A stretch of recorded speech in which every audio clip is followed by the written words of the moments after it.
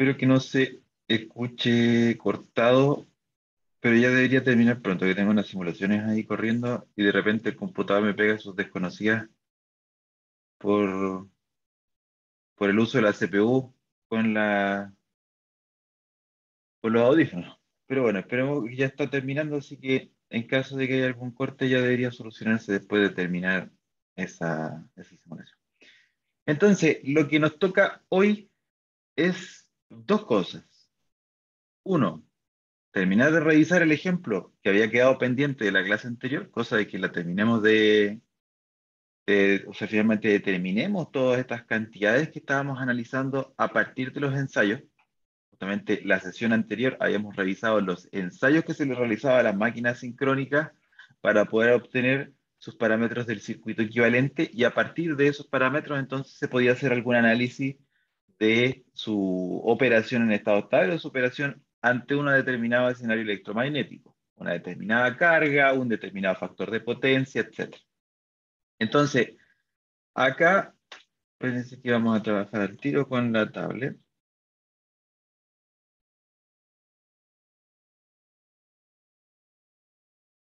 Lo vamos a resolver a partir de los resultados que ya habíamos obtenido en la sesión anterior. Entonces, según lo que habíamos conversado y lo que desarrollamos en ese entonces, el ensayo de C me permitía determinar la resistencia en los devanados de estator de la máquina. Como en este caso el generador estaba conectado en estrella, sus terminales estaban conectados en estrella, entonces la resistencia se podía obtener a partir de este ensayo DC de la siguiente forma. Teníamos que en el ensayo DC se conecta una fuente DC y se mide la corriente y también la tensión a dos de los bornes de la máquina. Bueno, por supuesto asegurándose de que cualquier par de bornes en los que se conecte esta fuente y este amperímetro se tengan exactamente las mismas mediciones para asegurar de que las fases estén balanceadas. Y por lo tanto, acá se mide corriente DC y se tiene tensión DC alimentando este par de bornes. Y en definitiva, se obtenía una medición de estas dos resistencias que estaban acá y que quedaban en serie al considerar la alimentación solamente entre este par de bornes. Luego se podía obtener el valor de esta resistencia R, que era una resistencia en frío, como la tensión DC aplicada entre los dos bornes dividido en dos veces la corriente DC. Lógicamente, porque aquí son dos veces R en los cuales cae esta diferencia de potencial y por lo tanto, diferencia de potencial sobre corriente, tensión sobre corriente B sobre I va a ser igual a 2R y R entonces pasamos despejando. A partir de esto obteníamos que el valor de R en frío era de 0,3 ohms, ya que en este caso son estos 6 volts dividido en 2 veces 10 amperes, 6 sobre 20, 3 sobre 10, 0,3. Y después se realizaba un ajuste por temperatura-frecuencia de esta resistencia,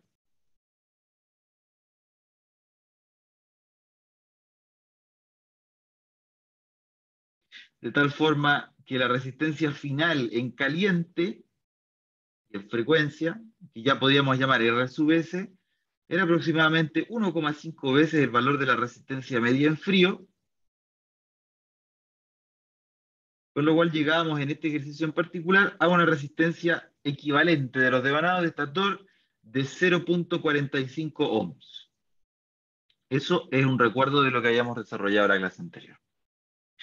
Luego, para la impedancia y la reactancia sincrónica ocupábamos el ensayo de circuito abierto y el ensayo de cortocircuito. Y lo fundamental era fijarse que la corriente de campo era la misma para ambos ensayos y por lo tanto era posible relacionar la característica del circuito abierto con la característica de cortocircuito.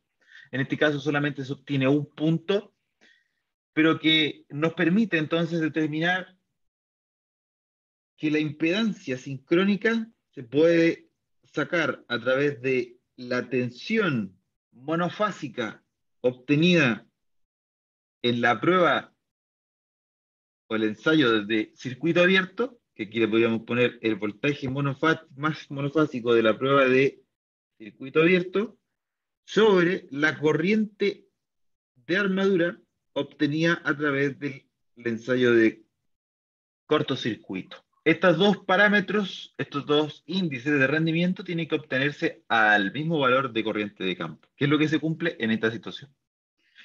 Entonces, en este caso, el voltaje aplicado en el ensayo de circuito abierto, la tensión obtenida es de 420 volts, que es esto que se ve aquí. Por lo tanto, acá el voltaje monofásico obtenido a través del ensayo de cortocircuito, ojo, estos dos tienen que estar relacionados para hacer la misma corriente de campo. Eso es lo que tiene que cumplirse, y que en este caso sí se cumple. Entonces ocupamos este primer valor, que son estos 420, lo dividimos sobre los raíz de 3 por el hecho de que estamos trabajando con un generador en conexión estrella. Aquí arriba se menciona conexión estrella de los devanados de estator de la máquina. Y abajo tenemos que la corriente de línea, la corriente de armadura que se obtiene en el ensayo de cortocircuito para el mismo valor de corriente de campo es la nominal. Y nosotros ya habíamos determinado el valor de la nominal a través de la potencia de la máquina y los parámetros nominales que se observaban de placa, tanto la potencia aparente como la tensión entre líneas nominal, y llegamos a que la corriente era de 52,5 amperes. Eso lo pueden revisar de la sesión anterior, que era justamente un cálculo bastante sencillo basado en que la potencia aparente es 3 veces la tensión monofásica nominal por la corriente nominal, que en este caso era la incógnita. Luego nosotros obteníamos que el valor de la impedancia sincrónica era de aproximadamente 4,62 ohms, lo cual por teorema de Pitágoras nos hacía determinar que la reactancia sincrónica, que es la raíz de la impedancia al cuadrado menos la resistencia al cuadrado, era aproximadamente de 4,6 ohms. Y con eso era lo que habíamos determinado nosotros en la clase anterior, que eran estos 3 parámetros, y de los cuales solamente nos sirven 2 para poder hacer el circuito equivalente, que es el valor de resistencia de los devanados de estator equivalente 0,45 por fase, y la reactancia sincrónica que era de 4,6 por fase. Luego, con estos dos índices, con estos dos parámetros, con estos dos factores, parámetros del circuito equivalente, podemos responder la segunda pregunta. Porque este es el ítem A. Entonces tenemos resistencia, impedancia y reactancia por fase. Luego, para obtener la regulación de voltaje, que vamos a poner por acá abajo, ¿cuál es su expresión? Según lo que hayamos visto nosotros en cátedra, la regulación de voltaje para un generador sincrónico era la resta entre la magnitud de la tensión inducida interna menos el valor del voltaje aplicado en terminales, que bueno, nosotros lo llamábamos no P sub T, sino que U sub S, dividido en el mismo valor de U sub S, de referencia. Eso, según lo que nosotros hayamos conversado justamente aquí, al principio de la clase, la expresión que tenemos acá, de regulación de voltaje o regulación de tensión. Luego, para poder obtener estos parámetros en particular, vamos a necesitar obtener la tensión inducida interna, necesitamos ocupar el circuito equivalente. En el circuito equivalente tenemos lo siguiente. Tenemos nuestra reactancia sincrónica, tenemos nuestra resistencia sincrónica, el valor de tensión inducida interna, que es E sub F, por acá la tensión aplicada en terminales. Y que nosotros le poníamos como colores distintivos en las diapositivas del curso, que la tensión inducida interna era azul, U sub S morado, o sea, U sub S naranja, estoy medio daltónico ya a esta altura, es morado la corriente de armadura. Entonces aquí lo que se obtiene es lo siguiente: por LKB hacemos una malla y obtenemos que, como estamos funcionando en modo generador, la tensión inducida interna debe ser igual a la caída de tensión en toda la rama, más el voltaje o tensión en terminales que se obtiene al final. Luego tenemos que esta tensión inducida interna, que es la que permite que, o la que inicia el flujo de potencia, debe ser igual a la corriente de armadura por la suma de la resistencia equivalente de los devanados de estator, más J por la reactancia sincrónica, más entonces esta que es la tensión en terminales, que es la que nosotros andamos, o que se mantiene constante, debiese mantenerse constante cuando uno opera en un generador conectado a una red. Luego, como nuestro generador tiene como datos de placa 1100 volts, eso implica que debemos estar trabajando, deberíamos obtener a la salida 1100 volts entre líneas. Eso sí o sí, porque lógicamente este alternador está pensado para poder obtener este nivel de tensión en su salida y para conectarse a lo mejor entonces a una red que tenga estas características de tensión. Entonces, acá nuestro parámetro inicial con el que nosotros podemos partir analizando todo esto es U sub S. Porque U sub S es el nivel de tensión que tiene que desarrollar o que es justamente el parámetro nominal al que se espera llegar con este generador, que es de 1100 volts. Ahora, 1100 volts, como estamos trabajando con un equivalente monofásico y tenemos conexión estrella, entonces estos 1100 hay que dividirlos sobre raíz de 3 para poder obtener el valor monofásico. 1100 partido en raíz de 3, ángulo 0. Vamos a iniciar aquí nuestra referencia, que nuestra referencia esté centrada en la tensión entre terminales. Esto, por supuesto, en volts. Luego, como sabemos que el factor de potencia, el que está trabajando, que se nos pide trabajar en este segundo ítem, es de 0,8 en atraso, eso implica que la corriente está trazada en un cierto valor, en un cierto ángulo, con respecto a la tensión en terminales. 0,8 ya es un valor conocido, o sea, tener un factor de potencia de 0,8 implica que el coseno del ángulo de desplazamiento entre tensión y corriente es de 0,8. Como es inductivo y es atraso, este es uno de los valores más conocidos. 0,8 es un valor muy conocido, incluso ya desde Pitágoras, desde física mecánica, ángulos, etc. Y por lo tanto, al aplicar el arco seno, nos debería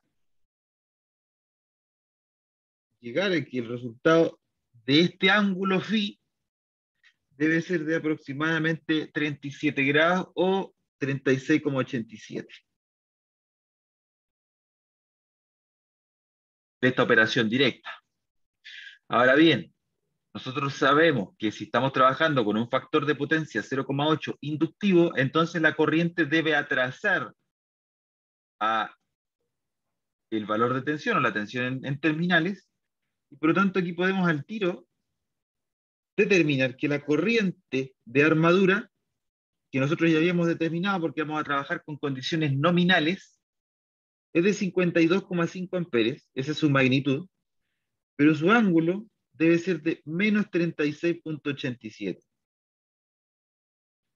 ¿Por qué el menos? Porque el factor de potencia es inductivo. El factor de potencia inductivo implica que la corriente está en atraso con respecto a la tensión. Esto en amperes. Estos 52,5 se obtienen porque es la corriente, el valor de corriente nominal, obtenido de los datos de Planck. Luego, aplicando entonces esta expresión, que es la de la malla del LKB, que yo aquí la estoy poniendo como ecuación 1, entonces de la ecuación 1 obtenemos lo siguiente. Que la tensión inducida interna va a ser estos 52,5, ángulo de menos 36,87, por el valor de resistencia que habíamos obtenido de 0,45, el valor de reactancia sincrónica multiplicada por J que habíamos obtenido 4,6, y el valor de tensión de entrada que nosotros habíamos obtenido estos 1100 sobre raíz de 3. Aquí debería haber puesto esto con morado, pero ya aquí. Creo que se puede hacer igual, ¿eh? Ahí.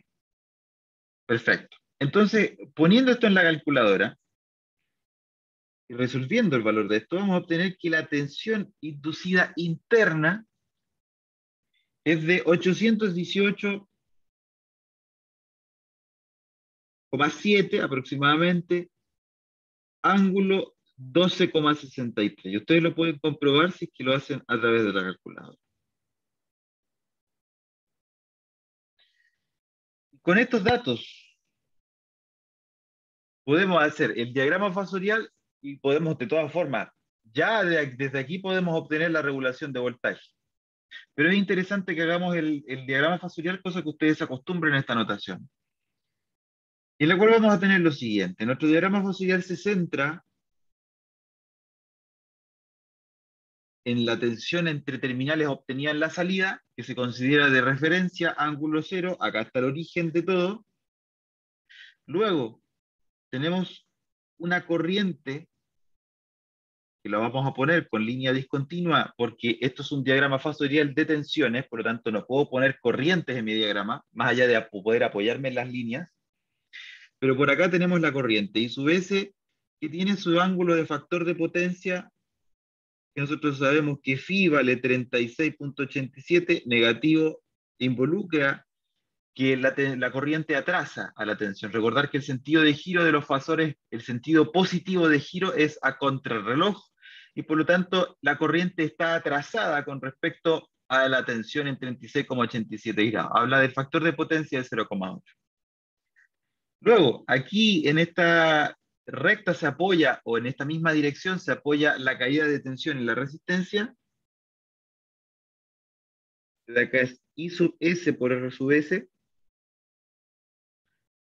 Y en el otro sentido, 90 grados, se apoya el J por X sub S por Y sub S. Por supuesto que estos son dibujos hechos casi de manera aleatoria, pero si uno lo hiciera a escala y como corresponde, podríamos obtener una mejor proporción entre esto y esto. Esto está desproporcionado. ¿Por qué lo digo? Porque aquí se ve que este vector es aproximadamente un tercio o la mitad de este que está aquí, lo cual hablaría de que la resistencia es la mitad o un tercio de la reactancia. Y nosotros sabemos del ejercicio que la reactancia es un orden de magnitud superior al de la resistencia entre terminales, y por lo tanto la reactancia es 10 veces y el vector aquí debiese ser 10 veces también. Pero lógicamente, para que esto me quepa en el dibujo, yo lo estoy dibujando de esta forma así exagerada. Pero la realidad debiese obtenerse que este vector debiera ser bien corto, prácticamente llegar como hasta por aquí, y después seguir hacia allá. Y aquí viene entonces este, que es el vector de tensión inducida interna. El ángulo que obtuvimos nosotros es este, que ahora va a aparecer en color rojo, es el ángulo delta. Recordar que el ángulo delta es el ángulo que hay entre la tensión entre terminales y la tensión inducida interna, que en este caso nosotros ya obtuvimos que era aproximadamente 12,63 o 12,6. Ahora sí, para que ya lo tengamos en mente, la regulación de voltaje es esta, que es la magnitud de la tensión inducida interna menos la magnitud de la tensión entre terminales en la misma tensión entre terminales. Luego, acá nuestra regulación de voltaje es, tenemos nuestros 818,7, estos aproximados, sin considerar cifras significativas ni nada. La tensión en terminales, que es de 1100 sobre raíz de 3, por supuesto que va a ser menor. Y esto es 1100 sobre raíz de 3. Luego, nuestra regulación de voltaje, que esto sí que no lo tenía calculado, es 818,7 menos 1100 sobre raíz de 3. Todo esto sobre 1100 sobre raíz de 3.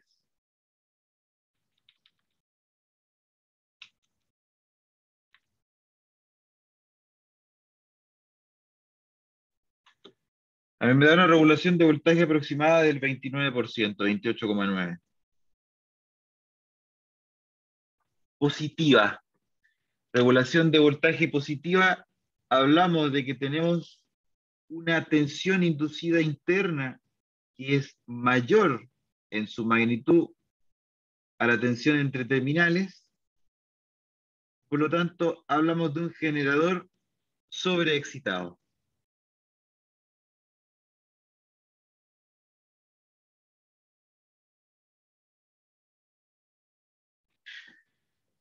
Esto con la resolución del ejemplo pendiente, que como digo no es nada del otro mundo, es bastante sencillo y se ocupan algunas de estas cosas que hemos venido trabajando, como los ensayos, como el circuito equivalente, el diagrama fasorial y la regulación de voltaje.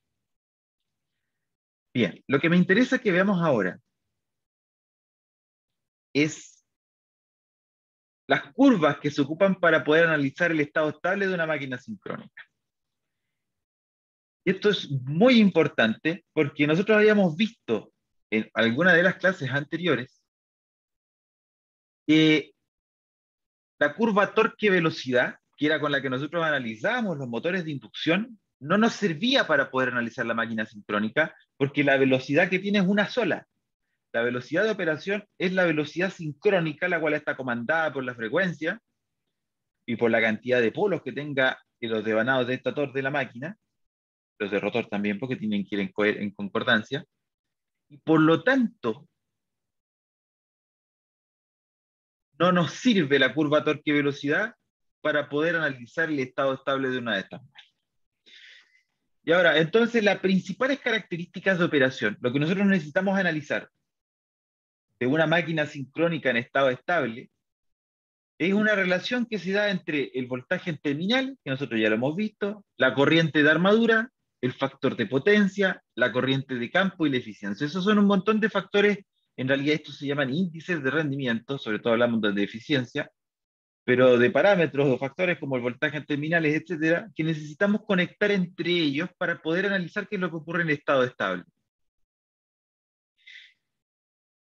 Para determinar la relación entre estos índices de rendimiento, para poder ver de una mejor manera gráfica, como veíamos en algún entonces, torque versus deslizamiento, la relación entre dos factores muy importantes de un motor de inducción, ahora necesitamos saber o determinar o dibujar curvas que nos permitan determinar la relación entre estos factores que también son importantes, pero ahora en la máquina sincrónica. Entonces, para poder hacerlo, se pueden determinar algunas curvas representativas, que vamos a trabajar en esta oportunidad con tres. La primera, que es la curva compuesta, que habla de la relación entre corriente de armadura o corriente de línea y la corriente de campo. O sea, hay una relación entre estas dos, pero ojo, que alguien me podrá decir, ya, pero esto nosotros lo vimos en el ensayo de circuito abierto, por ejemplo, o en el ensayo de cortocircuito, particularmente en el ensayo de cortocircuito. En el ensayo de cortocircuito nosotros obteníamos una característica que podía relacionar la corriente de campo con la corriente de armadura. Claro, pero en cortocircuito. La curva compuesta es algo muy similar, pero ahora obtiene lo mismo para cargas conectadas. Vale decir, necesitamos, o ahora vamos a analizar la máquina de sincrónica o el generador sincrónico con cargas acopladas. Y por lo tanto, en estado estable, ahora sí, no era un ensayo de cortocircuito. Entonces, esto se hace para alimentar una determinada carga a distintos factores de potencia. Y ahora vamos a analizar en detalle. La curva de capacidad es otra que es una de las más importantes y que de hecho la tarea, que la voy a dejar hoy día, se las voy a mandar hoy día y voy a dar una semana para poder hacerla porque es muy corta, pero esa semana por supuesto que se va a saltar el receso. Eso igual se los voy a comunicar por habla después para no perder el tiempo de la cátedra. Va a trabajar con alguna de estas curvas. La curva de capacidad identifica los límites de potencia que puede desarrollar la máquina sincrónica efectivamente sin sufrir sobrecalentamiento. Y esta es muy importante y es una de las claves para poder ver el comportamiento y lo que puede ofrecernos la máquina sincrónica en estado estable. Y por último, la curva en B, que la curva en B lo que permite ver o identificar es la relación entre la tensión inducida, que aquí aparece E sub A, que no existe, debería ser E sub F. Claro, pero yo le había puesto E sub A en un código en MATLAB, que se me quedé pegado con eso. Tensión inducida interna, que de hecho lo podríamos cambiar, no, lo voy a simplemente rayar aquí mismo, y lo voy a cambiar, sí, para actualizarlo, subirlo al aula, y esto ya está arriba, es sub F. La corriente inducida interna, la corriente F no. La corriente de armadura, que era tensión de armadura y corriente de armadura. I sub F es sub F e I sub S. O sea, esto que está aquí, tensión inducida interna versus la corriente de armadura, para alimentar una determinada carga. Aunque de todas maneras, bueno, ya vamos a explicar esto en detalle. Entonces, partamos por la curva compuesta. La curva compuesta, tal como habíamos explicado anteriormente, muestra la excitación necesaria, vale decir, la corriente de campo necesaria para poder alimentar una determinada carga operando un factor de potencia constante, lo cual considera frecuencia constante y tensión en terminales constante. La que voy a mostrar a continuación es una familia de curvas típica de la máquina sincrónica operando como generador. Son las curvas compuestas de un generador sincrónico, operando con cargas que están a un factor de 0,8, de 1 y de 0,8, uno de capacitivo y el otro inductivo. Entonces, ¿de qué va todo esto?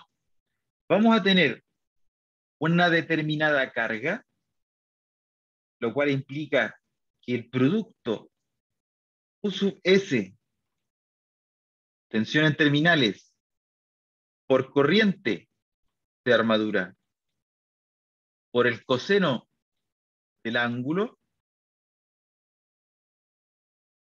de desplazamiento. O sea, estamos hablando de que la potencia activa que desarrolla el generador en su salida, que nos falta la multiplicación por 3 veces valor de tensión obtenida en terminales, corriente de armadura, por el coseno de phi, que es el que me permite determinar el ángulo entre tensión y corriente, vamos a obtener potencia. La potencia es constante. Vamos a obtener una determinada carga y por lo tanto esa carga involucra una cierta potencia. Vamos a tener una potencia que hasta aquí la tenemos determinada de esta forma. ¿Qué es lo que sí tenemos? Frecuencia constante. Lógicamente, frecuencia constante nos tiene una cierta velocidad sincrónica y tensión en terminales constante. Entonces, fíjense, tenemos U sub S constante, tenemos frecuencia constante, por lo tanto, la velocidad sincrónica es constante. Y vamos a analizar un cierto factor de potencia constante. O sea, la curva se obtiene con un cierto valor de factor de potencia. Por lo tanto, phi es constante. Entonces vamos a ir señalando cosas que son constantes. Phi es constante, U sub S tiene que ser constante. Lo que nos queda entonces es cuál es la relación que queda entre I sub S, la corriente de campo, que es proporcional a la tensión inducida interna que se produce, eso nosotros ya lo habíamos analizado. Aquí, cada vez que yo hable para estas curvas de la corriente de campo, esto es proporcional al E sub S. Por lo tanto, vamos a estar analizando la relación que va a existir entre el E sub F y el I sub S.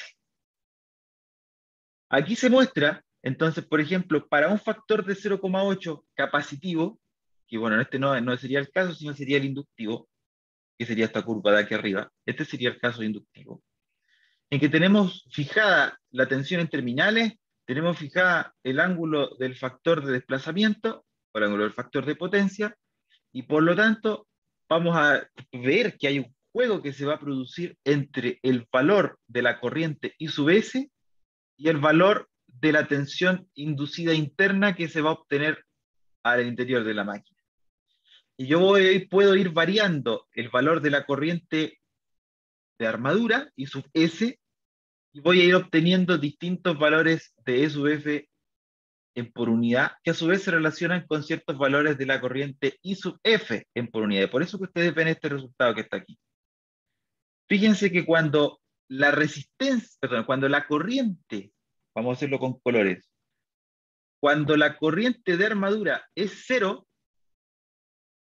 vamos a tener que esto es 0, este vector de aquí es 0, ese vector de acá es 0, y por lo tanto la tensión inducida, o sea, la tensión inducida interna se va a venir acá abajo y va a estar justo acostada encima de la tensión eh, entre terminales. Y por lo tanto, si la tensión es 1 por unidad y tenemos que la corriente de armadura es 0, entonces la corriente de campo resultante que se relaciona con la tensión inducida interna E sub F, proporcional, entonces va a ser 1 por unidad porque va a quedar acompañando también al valor de tensión inducida entre, o sea, tensión entre terminales. Y por eso que aquí al principio quedamos en 1 por unidad de la corriente de campo cuando tenemos la corriente de armadura igual a 0. Corriente de armadura es 0, corriente de campo es 1, porque cuando la corriente de armadura es 0, vamos a tener que esta fasor de tensión inducida interna queda apoyada exactamente encima de la tensión entre terminales, que es 1 por unidad. A medida que empezamos a darle valores a la corriente de armadura, vamos a empezar a observar que este vector empieza a aparecer, ese fasor empieza a aparecer, y por lo tanto el valor de tensión inducida interna empieza a aumentar casi de manera lineal. ¿Qué es lo que se observa aquí? Aumenta por encima del valor 1 por unidad y por lo tanto se obtiene esta curva que está acá. Esta es una de las curvas que se puede ocupar, por ejemplo, para determinar cuál es la corriente de campo necesaria para poder mantener ese cierto nivel de tensión en la salida, ese factor de potencia a la salida, o sea, mantener el factor de potencia constante, que eso es lo que importa, y mantener factor de potencia constante y tensión en terminales constante para distintos valores de corriente de armadura, vale decir, para distintos valores de carga. Porque la corriente de salida y su S se relaciona con la carga de salida. Aquí estamos haciendo una variación de la potencia activa, podríamos tomarla acá abajo. Este gráfico lo pueden ver de muchas formas. Uno es de la forma que aparece aquí, corriente de armadura versus corriente de campo, pero también puede ser potencia desarrollada en la salida. ¿Por qué? Porque estamos hablando de que U sub S es constante, phi es constante, y por lo tanto lo que estamos haciendo es una variación paramétrica de la potencia activa desarrollada en la salida, que es directamente proporcional a I sub S. Si E sub S es directamente proporcional a P, este eje perfectamente lo podemos cambiar por la potencia activa desarrollada en la salida, P out, también en por unidad, por ejemplo. Y este otro eje, que en algunos casos aparece como corriente de campo, también lo pueden ver como el valor de E sub F, porque es lo mismo, es proporcional. I sub F o E sub F también. Porque hay que recordar que la corriente de campo proporciona la tensión inducida interna. Vamos a estar trabajando en la zona sin saturación.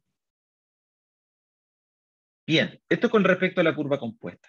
Y a la hora, si quisieran ustedes hacerla, tienen que dejar el valor de tensión entre terminales constante por placa. El valor del factor de potencia, si lo juegan con un valor, va a ser 0,8. Luego tienen que jugar con la relación entre estos dos, dependiendo, por supuesto, del diagrama fasorial. Luego, curva de capacidad, y esta sí que es importante, porque la curva de capacidad, la verdad es que se analiza bien poco, pero de todas maneras es necesario identificarla y tener.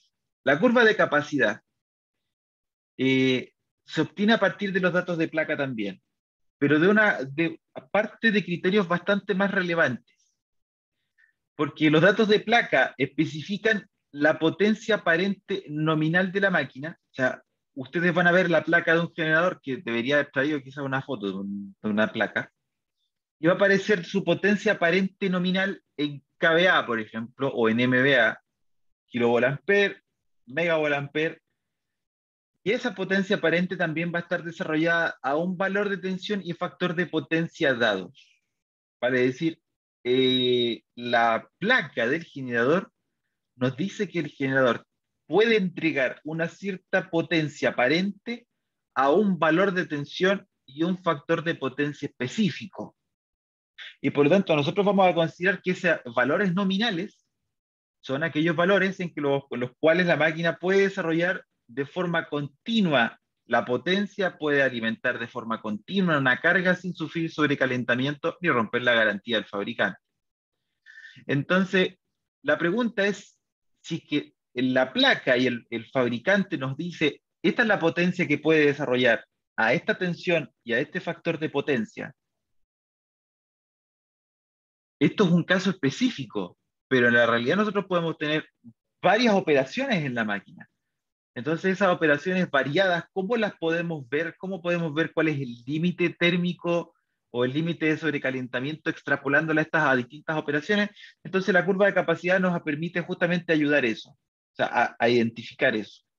La curva de capacidad lo que hace es establecer o identificar límites de potencia, tanto activa como reactiva, que el generador puede entregar. Vale decir, vamos a poder obtener una curva con, los cuales, o sea, con la cual nosotros podemos asegurar que el generador no va a superar su valor nominal, no va a sobrecalentarse, a pesar de que ya no estamos trabajando con el factor de potencia, vale decir, una proporción entre potencia activa y reactiva que aparece en los datos de placa del generador.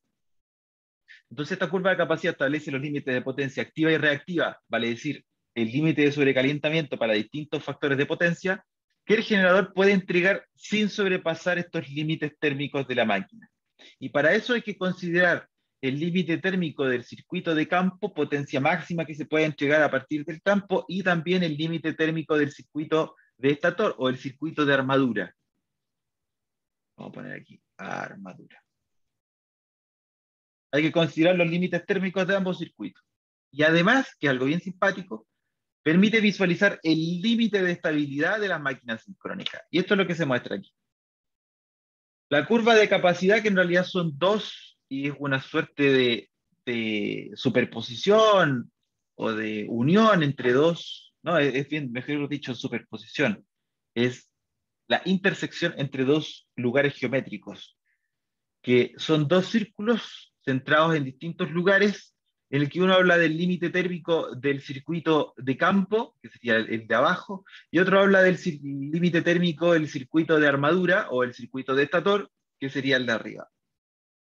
La gracia de estos dos círculos, de estas dos circunferencias y de los lugares geométricos que de aquí se obtienen o se identifican, es que se puede identificar el límite de estabilidad de la máquina, se puede identificar la región de operación de la máquina y los límites de potencia activa y reactiva que puede entregar. Y que después vamos a ver que esto se complementa con una tercera curva, que es la curva del límite del impulsor interno, el impulsor primario del generador sincrónico. Pero ya vamos a llegar a esa parte.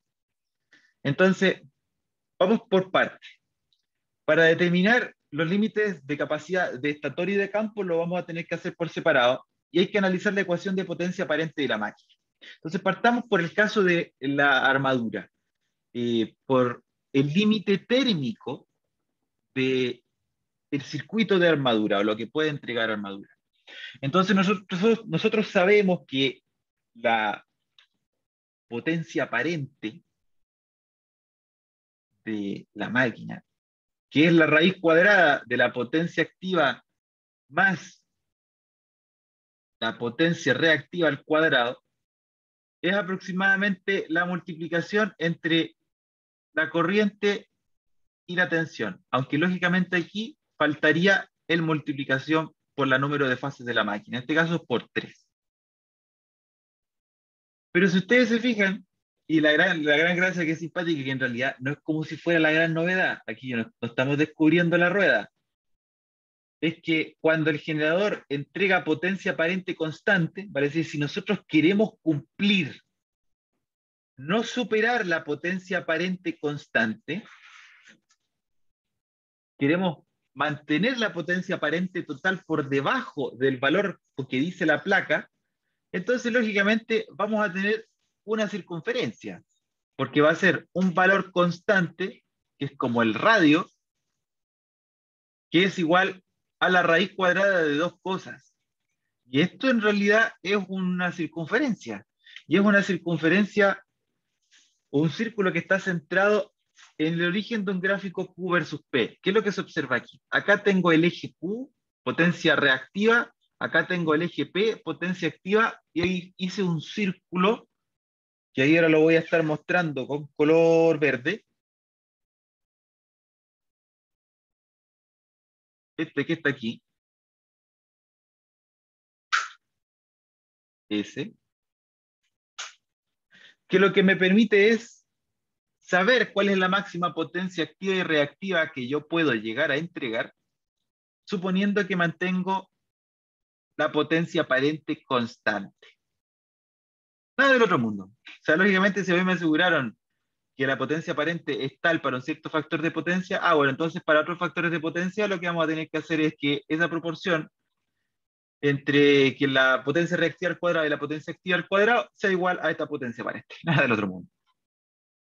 Este circuito, este círculo, que en realidad es una circunferencia, pero el círculo es lo que está dentro, todo lo que está dentro también es posible, lo que está dentro de esta circunferencia, que es el círculo, habla o da cuenta del límite térmico de armadura, el límite térmico del circuito de estator.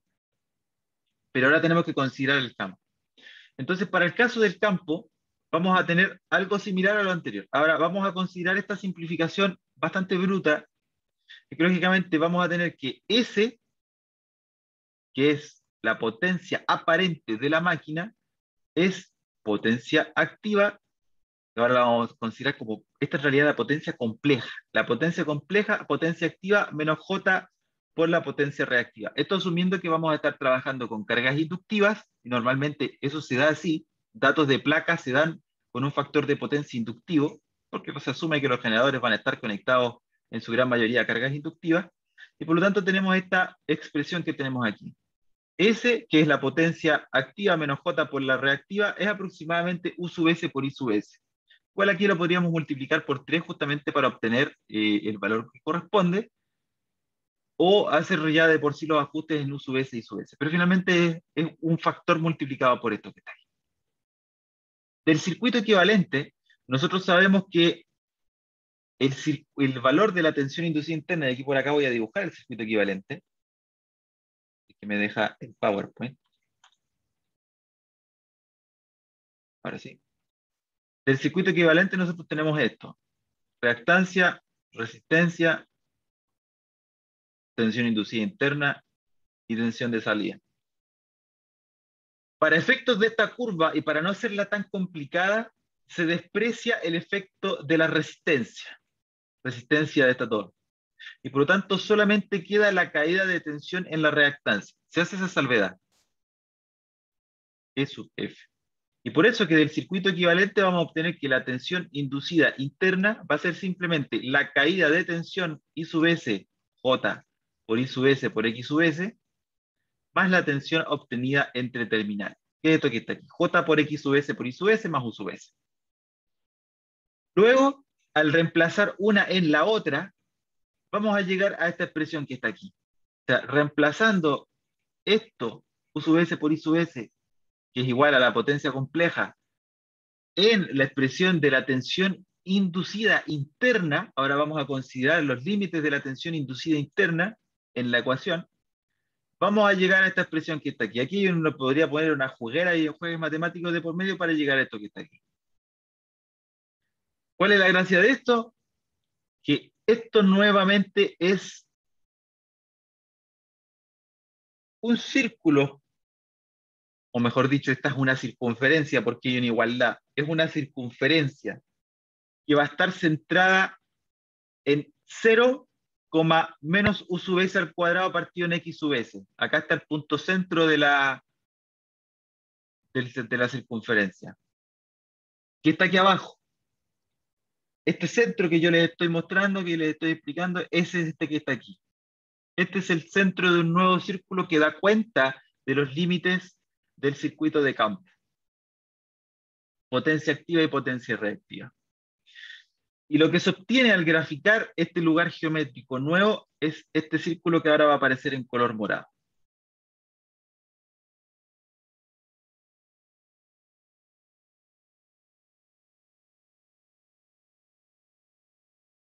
Luego, la intersección entre estos dos por encima del límite de estabilidad en estado estable va a ser la Profe, región de operación. profe, Sí, Lorenzo. mi intuición matemática me dice que entre el P y el Q esa igualdad debería ser un más. ¿Cuál dices tú? El P cuadrado más todo ese término al cuadrado es igual a algo cuadrado, como para que me dé X más Y igual R. Ah, sí, sí, sí, claro que sí. Acá me falta esto es un más y todo esto es igual a esto. Sí, porque lógicamente no tendríamos un radio. Si fuera esto igual a lo otro, tendríamos algo al cuadrado igual a algo al cuadrado, aunque igual se podría obtener, pues. A ver, aguántame un poco. Porque yo al desarrollar esta expresión me va a quedar P al cuadrado es igual a Q al cuadrado más el doble producto del primero por el segundo, que sería 2Q por U sub S cuadrado partido en X sub S, más este al cuadrado, U sub S a la cuarta partido en X sub S al cuadrado. Luego, si es que yo paso para restando, me queda P cuadrado menos cuadrado. Me da un hipérbola. Y da, claro, da un Por hipérbole. A. Sí, está en lo correcto. Igual esto lo voy a revisar después para corregirlo y subirlo nuevamente al navegador. Sí, eso sí. Claro. Entonces aquí vamos a poner un ojo,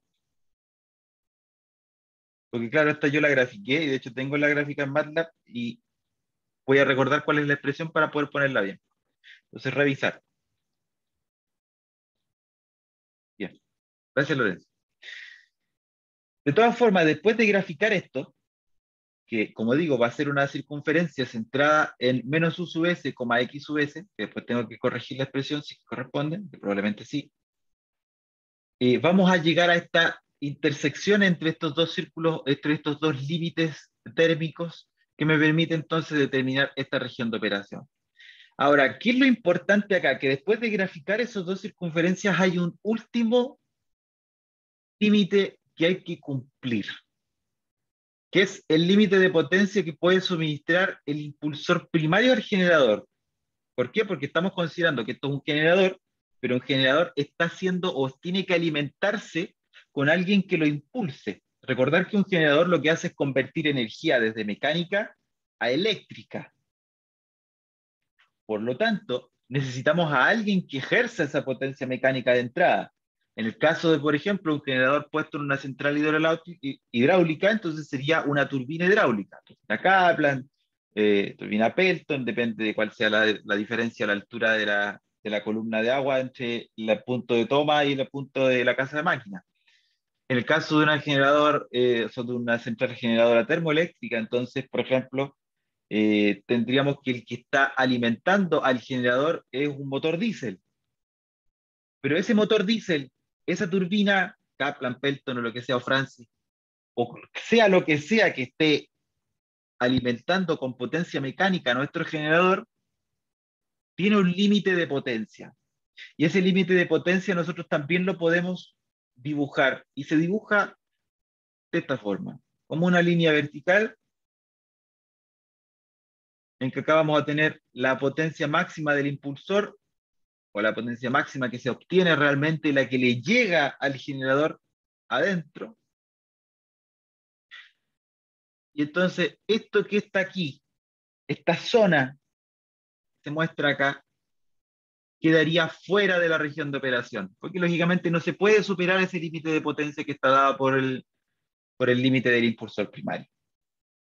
Entonces, estas tres curvas se grafican y pues se puede obtener entonces la curva de capacidad. Que ven, ahí como señaló Lorenzo, voy a determinar esto nuevamente, lo voy a graficar en MATLAB bueno, derivarlo para poder ver si es que esta expresión es correcta o no. O a lo mejor ahí me comí un más o qué sé yo. Entonces, última curva, curva en B. Que la curva en B es bien simpática porque permite determinar o jugar con el factor de potencia para una potencia constante. Una de las características distintivas que yo expliqué al principio y les dije, más adelante vamos a ver esto, es que las máquinas sincrónicas tienen la capacidad, entre comillas capacidad, uno es el que lo hace, pero se puede, ajustar el factor de potencia a partir del control de corriente de campo. Vale decir, si yo estoy alimentando una carga determinada con una potencia activa constante, yo puedo modificar el valor del factor de potencia a partir del control de la corriente de campo. Entonces, hay que considerar una máquina que opera a potencia y tensión en terminales constantes. Bueno, lógicamente eso es lo que se obtiene más o menos cuando se conecta una carga a un generador. Tenemos la carga que es constante, eléctrica, tensión en terminales constantes y que está conectado, por ejemplo, a una red. Y luego, para la operación en modo generador, la potencia electromagnética se puede aproximar a lo siguiente, que era cuando nosotros hacíamos esta aproximación, que la vimos hace unas 2 clases atrás, la resistencia sincrónica se despreciaba. Se despreciaba y entonces el diagrama fasorial me queda solamente con la tensión entre terminales, obtenía la salida del generador. Tenemos entonces la caída de tensión que se debe a la reactancia sincrónica, que es la que tenemos aquí. Por último, podríamos unir estos dos con el trazo de la tensión inducida interna. Cuando ese era el caso, nosotros teníamos que acá arriba se formaba el ángulo phi por geometría. Este ángulo phi se repite acá.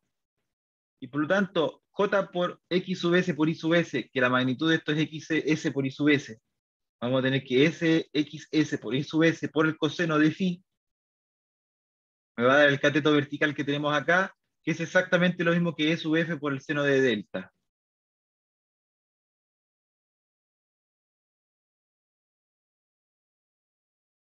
Es decir, que después de hacer ese ajuste, que esto nosotros ya lo habíamos trabajado, Y sub S por coseno de phi, que era lo que equivalía, etc.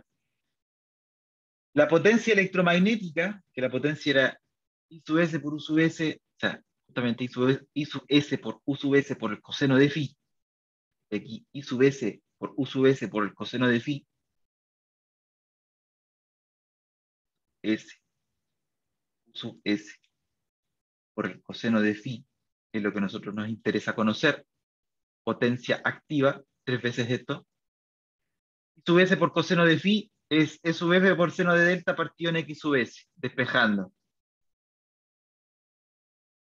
Estoy haciendo un poquito pequeño, pero esto lo pasamos dividiendo hacia el otro lado, nos va a quedar I sub S por coseno de phi es E sub F por seno de delta partido en X sub S. Luego, si yo quiero conocer la potencia, que es esto que está aquí, entonces esto es lo mismo que decir 3 veces U sub S.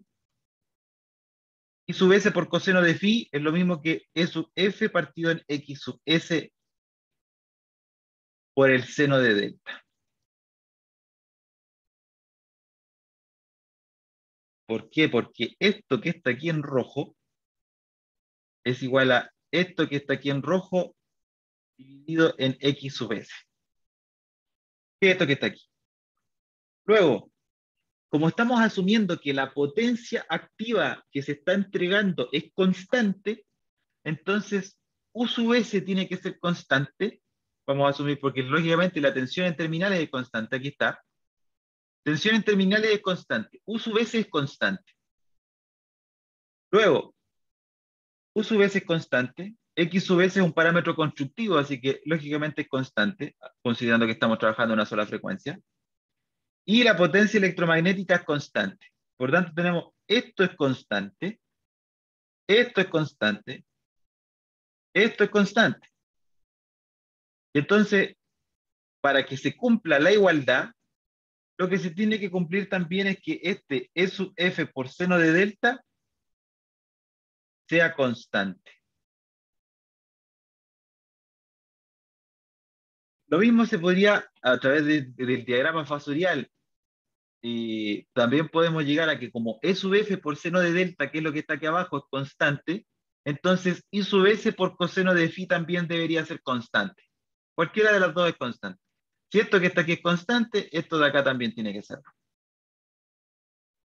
Entonces, ¿cuál es el caso? ¿Qué es lo que se analiza para la curva en B? Como U sub S, potencia electromagnética, y X sub S son constantes, entonces si yo ajusto el factor de potencia, entonces la corriente también va a ir ajustándose. La corriente de campo se puede ajustar. ¿Por qué? Porque yo les dije, ya, potencia electromagnética constante, rojo. Tensión en terminales constante. Reactancia constante. Y esto de acá se tiene que mantener como un parámetro constante esa multiplicación. Entonces, si es que yo cambio el E sub F a la fuerza, vale decir, si el E sub F varía, el delta va a variar. O bien, si el E sub F cambia, aquí, el seno de delta cambia, el delta cambia. Puedo también cambiar a alguno de estos dos factores, el factor de potencia lo puedo modificar. Fíjese que al principio parece como que extraño, que si eso es constante y su S por coseno de phi es constante, y si la factor de potencia es coseno de phi, esto también debería mantenerse constante. Pero eso S por coseno de phi, nosotros habíamos dicho que también se tiene que mantener constante. Luego, tengo un pequeño margen para operar acá. Porque como este I sub S por coseno de phi tiene que ser constante, entonces, si yo modifico la corriente de armadura, puedo modificar el factor de potencia. Para poder modificar la corriente de armadura, ahí vamos a ver qué es lo que puede ocurrir. Eso se puede hacer a través de la corriente de campo. Ya vamos a llegar a esto. Porque cuando estemos modificando la corriente de campo, vamos a estar modificando la tensión inducida interna. Si modificamos la tensión inducida interna, va a cambiar el ángulo delta. Si cambia el ángulo delta, esto se va a apoyar más abajo. Si se apoya más abajo, cambiamos el ángulo delta. Entonces, vamos a tener la corriente en otro ángulo. Si la corriente está en otro ángulo, entonces, lógicamente, que aquí esta corriente también va a tener que cambiar. Y si cambia el I sub S, va a tener que cambiar phi. Es una cadena. Entonces aquí yo les muestro, por ejemplo, un barrido que se hace ante distintos valores de tensión E sub F. Entonces fíjense en lo siguiente. ¿Qué es lo que ocurre? Lo vamos a hacer al revés. Si yo cambio, si yo tuviera la posibilidad de hacerlo, cambiar el factor de potencia de manera mágica, en esta situación en que tenemos tensión induciente, o sea, tensión en terminales constante, potencia constante, X sub S constante. Para que la potencia activa sea constante, recordar, se debe cumplir que 3 veces U sub S en su magnitud por I sub S en su magnitud por coseno de phi sea constante. Esta es la potencia activa. Luego, para distintas corrientes que tengan distintos ángulos, la proyección con respecto al eje U sub S, que es lo mismo que decir I sub S por coseno de phi, I sub S por coseno de phi es esta, la componente que se apoya o componente de proyección paralela a U sub S. Se fijan, acá todas estas corrientes I sub S1, I sub S2 e I sub S3 cumplen con que la potencia es constante. ¿Por qué? Porque la proyección sobre el eje U sub S es la misma. Esa proyección es la misma, esta proyección es la misma. U sub S es considerado como constante. Recordar acá, U sub S es constante. Por lo tanto, aquí la potencia es constante. Y fíjense lo que ocurre. Que para estos tres valores de factor de potencia, el primero, factor de potencia inductivo, corriente en atraso. El segundo, factor de potencia unitario. No tenemos componente reactiva. En el tercer caso tenemos corriente en adelanto, por lo tanto, factor de potencia capacitivo. Para estos tres casos, tenemos estas tres direcciones de la corriente y vamos a tener estos tres valores de tensión inducida interna. O sea, es cuestión de hacer el diagrama fasorial. Acá nosotros vamos a tener esto que está aquí, el valor de I sub S, el valor de I sub S, después multiplicamos J por X sub S, esto sería como un ángulo de 90 grados, y llegamos ahí. Esto de acá sería J por I sub S por X sub S. Que sería J por I sub S1 por X sub S1. Acá, si es que nosotros quisiéramos hacer el otro, en verde tendríamos de aquí hasta acá S, que sería J por I sub S2 por X sub S2. Y así. Entonces, fíjense lo notable que estas tres tensiones inducidas internas, fíjense en sus magnitudes, son distintas.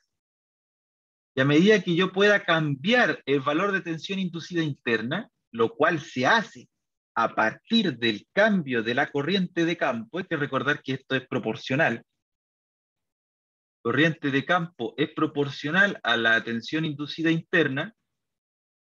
Entonces yo al modificar la corriente de campo, por ejemplo, estoy acá en factor de potencia, supongamos, inductivo. Estoy acá en E sub F1.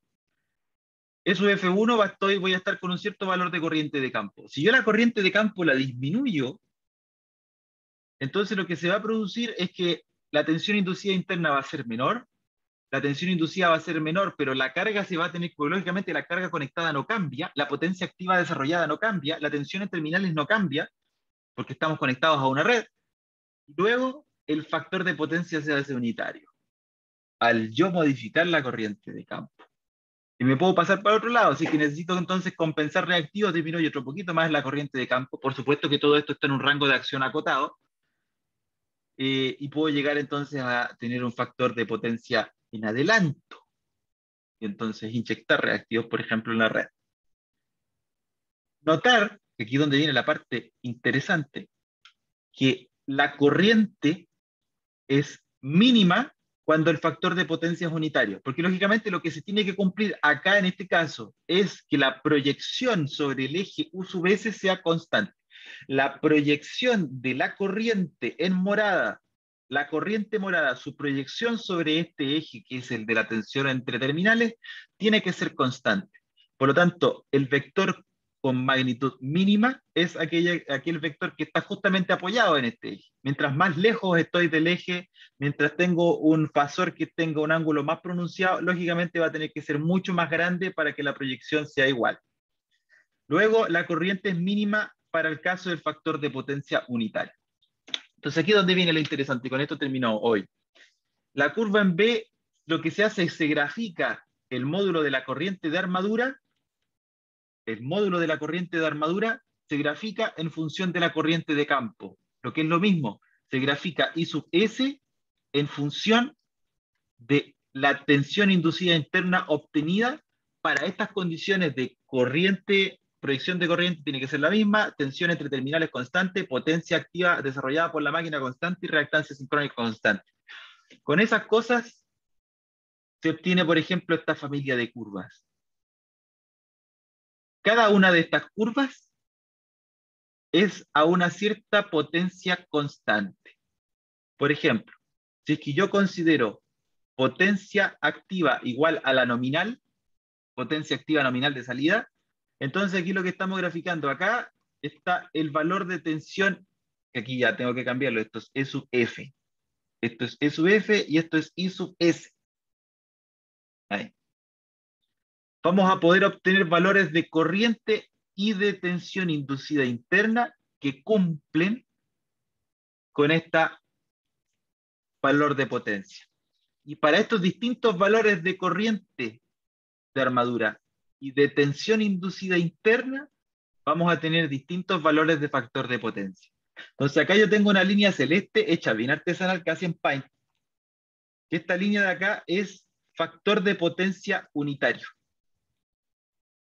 El factor de potencia unitario está aquí. ¿Cómo se ve? Porque, tal como mencionamos en el apartado anterior, la corriente de estator es mínima para el caso del factor de potencia unitario. Y eso es lo que se observa aquí. Este es el factor de potencia unitario, factor de potencia unitario, factor de potencia unitario, factor de potencia unitario. Y ahí entonces vamos a ir viendo. Fíjense que cuando la tensión inducida crece, es porque tenemos un factor de potencia en atraso, cada vez más en atraso. Luego, si es que yo trazara estas hacia acá, esto, por ejemplo, sería factor de potencia 0,8 inductivo, por ejemplo. todos estos valores que están acá serían factor de potencia 0,6 inductivo, y así. Y en el otro sentido, factor de potencia 0,8 capacitivo, factor de potencia 0,8, o sea, 0,6 capacitivo. O sea, es cosa de mantener algunas cosas constantes, U sub S constante, la proyección constante, la potencia debe ser constante, y grafican E sub F versus I sub S, que es lo mismo, que es proporcional a decir corriente de campo versus la corriente de armadura para un valor de potencia constante. Y bien, ¿dudas hasta acá con la curva en B o con lo que hemos visto hasta ahora, siendo las 9:23 de la mañana?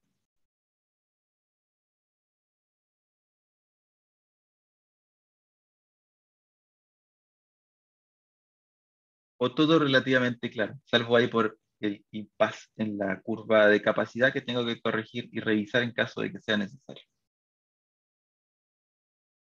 Por supuesto, esa corrección se la subo antes de subirles la tarea, que la tarea se la subo hoy. Yo creo que hoy a la noche va a estar arriba la tarea. Sí se entiende. Súper, Por mi parte, todo bien. súper. Excelente, entonces tengo que subirle las dos clases anteriores, que esas no las he subido, tengo que subirlas, los videos correspondientes, el video de hoy, la corrección de esta expresión que tenemos aquí, que la voy a revisar en detalle, voy a derivarla nuevamente a mano, y le subo la tarea entonces, que como digo, esta semana de receso, lógicamente yo no se las voy a dar para la semana de receso, así que la semana de receso es un vacío temporal que existe. La semana que yo les voy a dar cuenta desde hoy, o sea, desde que publique la tarea, una semana más, saltándose esos días de receso, de que probablemente vayan a ser 2 semanas o un poquito más las que ustedes tengan de tiempo. Y eso, pues nos vemos entonces a la vuelta. Se cuidan y nos vemos. Dejo de grabar ya. Gracias.